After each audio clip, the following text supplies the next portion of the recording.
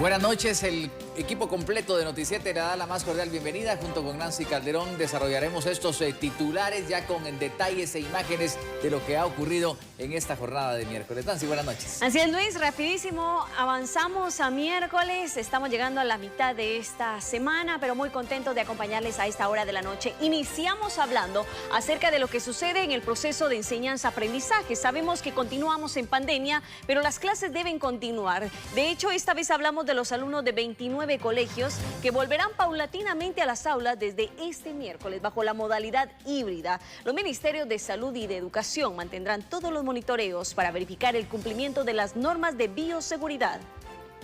El Ministerio de Educación notificó a 29 establecimientos sobre la aprobación de las medidas de bioseguridad para implementar clases semipresenciales, las cuales iniciaron este miércoles en distintos centros educativos privados. Las autoridades señalaron que mantendrán un monitoreo para verificar el cumplimiento de las medidas de prevención. Hemos recibido algunas llamadas de algunos directores de centros educativos confirmándonos que ya están justamente trabajando en las burbujas en los centros educativos, aplicando los protocolos en el marco de la autorización para implementar el sistema híbrido en la alerta naranja. Es importante mencionar que los centros educativos cumplieron con 6 requisitos que se les pidieron, muy sencillos, y que justamente se están recibiendo los dictámenes del Ministerio de Salud Pública, y ya hoy hay 29 centros educativos que ya están funcionando en alerta naranja y aplicando estas medidas especiales. Nosotros vamos a iniciar también un proceso de monitoreo. Es importante para nosotros dar este acompañamiento para verificar que los niños estén atendidos y también los maestros en atención a las medidas de bioseguridad. Ambas carteras trabajan en la coordinación previa para la vacunación de los maestros, que se estima sea con las vacunas próximas a llegar a finales de mayo. A final de mes esperamos ya recibir una entrega más del mecanismo COVAX. Y de esto estamos ya asignando una cantidad importante para poder iniciar con el Seguro Social la vacunación de los maestros. Es importante empezar a trabajar en esos municipios en rojo, ahí es donde tenemos más casos y esto va muy de la mano con todo el proceso de promoción, de educación y de comunicación para bajar esos índices a nivel municipal, que no solamente depende de que los maestros estén vacunados, es importante para poder incluir a los establecimientos de estos municipios en la apertura de los establecimientos.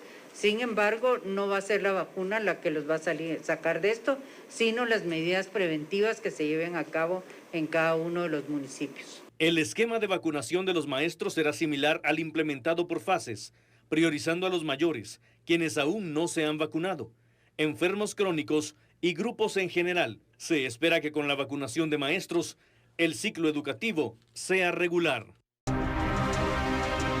Y mucha atención porque la variante de COVID-19 detectada en la India y que es altamente contagiosa ya está presente en Centroamérica. La variante B1617, que está predominando en la India, se ha confirmado en 6 países de la región, en la subregión de América del Norte, América Central, América del Sur y en el Caribe. Cuanto a la variante inicialmente detectada en África del Sur, esa variante ha sido confirmada en 17 países, en todas las subregiones de las Américas, y lo habíamos conversado y comunicado en previas conferencias de prensa.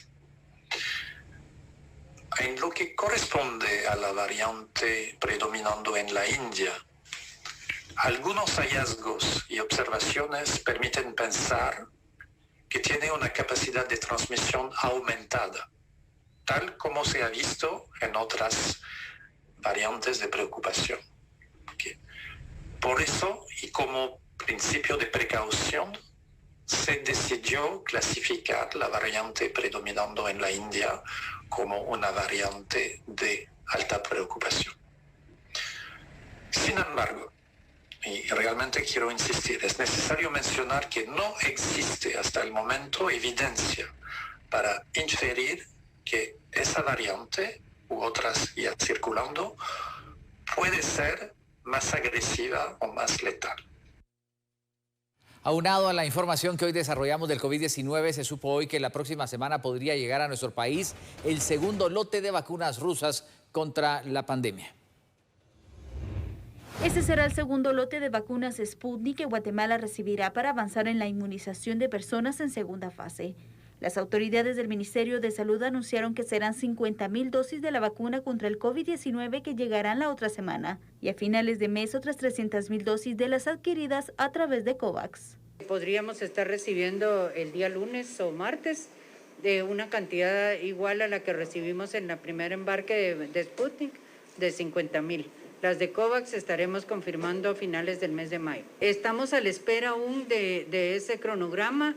Esperaríamos tener una reunión antes de que finalice la semana y poder tener un estimado, diría yo, porque a los fabricantes se les hace difícil ahorita comprometerse con cronogramas de entregas cuando la lucha está a nivel mundial y la producción muchas veces se hace difícil también.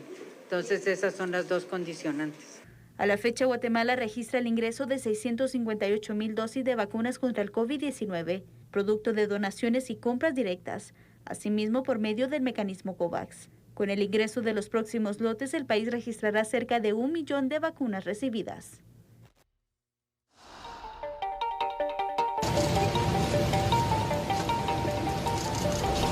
Los centros de vacunación situados en el Centro Universitario Metropolitano de Gerona están atendiendo a los adultos mayores con cita a partir de las 11 de la mañana y a quienes no la tienen de esa hora en adelante.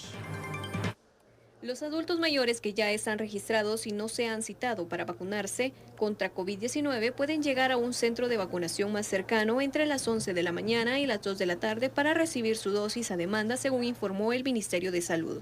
Todas aquellas personas que no tienen registro o que no hicieron el trámite en el momento adecuado, pues a partir de las 11 de la mañana, cuando el sistema se abra a demanda, podemos ingresarlos y, si es posible, vacunarlos de una sola vez. Sí, de una vez sí, porque ¿para qué les vamos a poner cita de nada? Sino que ya tenemos la vacuna y tenemos todo lo necesario para poderlos vacunar y que ya nos sigan esperando. Aquellas personas que ya se registraron y que no han recibido ningún mensaje ni llamada de en qué momento tienen que vacunarse también. Sí, verificamos en el sistema de que se hayan hecho el trámite de registro y inmediatamente aparece que ya se registraron, también los vacunamos. Por la mañana únicamente nos habilitan el sistema para personas con cita o personas registradas y hasta el mediodía pues es cuando tenemos ya la factibilidad de poder ingresar a todas esas personas que no han hecho ningún trámite. Los que se han registrado y no tienen cita o que no les haya ningún mensaje pueden venir de buena mañana, que los chequeamos en el sistema y si aparecen registrados los vacunamos. Ahora los que sí no han hecho ningún registro sí tendrán que esperar hasta el mediodía. El centro de vacunación de Gerona en la zona 1 capitalina comenzó a vacunar la fase 2 este miércoles 12. Están vacunando con cita previa y a partir de las 11 horas también a demanda. Obviamente el día de hoy inicia la vacunación de la fase 2 a personas mayores de 70 años, ¿verdad? Hasta el momento llevamos, a día de hoy, a las 11 de la mañana, llevamos vacunado más o menos 250 personas, las cuales se han estado vacunando con previa cita, que traen el mensaje que recibieron previo registro, o de igual manera vacunando a las personas que han venido a demanda en busca de la vacuna. Lo que estamos nosotros haciendo es respetar el horario de las personas que ya tenían una cita previa, con fecha, lugar y hora ya establecida. Se está vacunando a estas personas y a partir de las 11 de la mañana se empieza a vacunar a las personas que se presenten a demanda. Don Gustavo tiene 98 años y acudió a que le aplicaran su primera dosis. Él sí llegó con cita previa, pero para quienes ya están registrados y no han sido citados, también pueden llegar luego de las 11 horas. Para evitarme ese daño que el banco está haciendo. En el plano nacional y con 84 votos a favor fue aprobada hoy en el Congreso de la República la Ley de Zonas Francas, lo que generó varias opiniones en el Congreso de la República. Y ahora es un momento en el que debe haber una reactivación económica. Va a haber una ola nueva de empleos Esto por lo consiguiente va a detener la migración irregular a los Estados Unidos y es un triunfo de esta legislatura. No hay ningún estudio realmente que refleje el beneficio del país, sino más bien el costo económico que se refleja en la escasa recaudación fiscal. Entonces, el modelo económico de este país ya no da para esta herramienta como lo manejan en este caso quienes lo aprobaron. Las zonas francas vienen a generar un espacio de inversión en donde van a generar más y mejores empleos. Es por eso que el día de hoy el que se haya puesto de acuerdo el Congreso de la República, que esto sea una realidad, es algo, como reitero, positivo para el país, para poder venir a hacer negocios, para traer inversión. La única manera de generar riqueza en este país precisamente es atrayendo más capital. Y con este capital que vamos a poder atraer con estas zonas francas va a significar, como reitero, más trabajo y mejores empleos. No resuelve toda la situación de la activación económica del país, pero que viene a ser una herramienta útil para poder retornar a las zonas francas 15 rubros de operación que en el año 2016, equivocadamente desde el Congreso de la República, la sacamos de las zonas francas.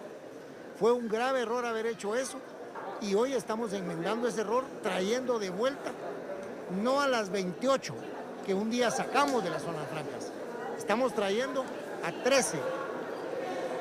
En más noticias, finalmente las organizaciones no gubernamentales, conocidas como ONGs, sí serán fiscalizadas, ya que la Corte de Constitucionalidad rechazó amparos en contra de la Ley 4/2020.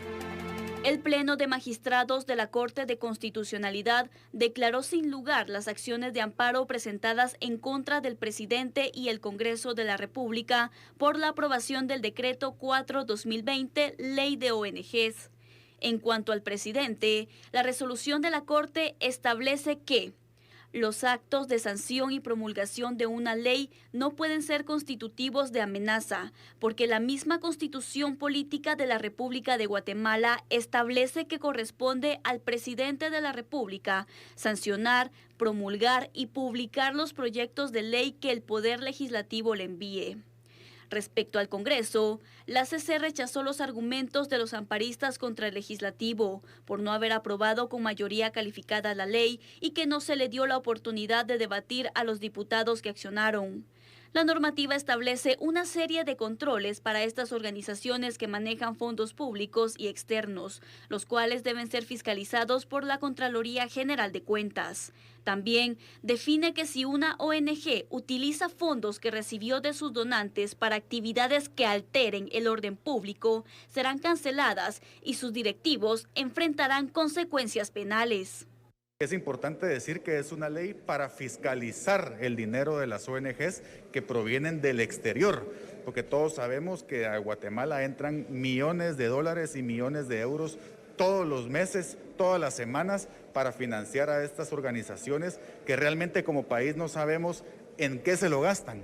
Lo que es más, lo que se sospecha es que ese dinero lo utilizan para apropiárselo. Muchas veces los dirigentes lo utilizan para organizar manifestaciones, para organizar tomas de carreteras, de fincas, destrucción de propiedad privada, y hoy por fin el gobierno de Guatemala va a poder tener las herramientas para fiscalizar ese dinero.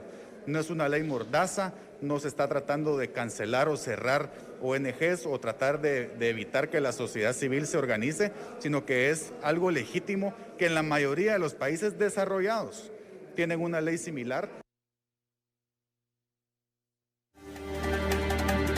También concluimos nosotros nuestra jornada informativa. A todos muchísimas gracias por su atención. Que descansen, buenas noches, nos vemos hasta mañana.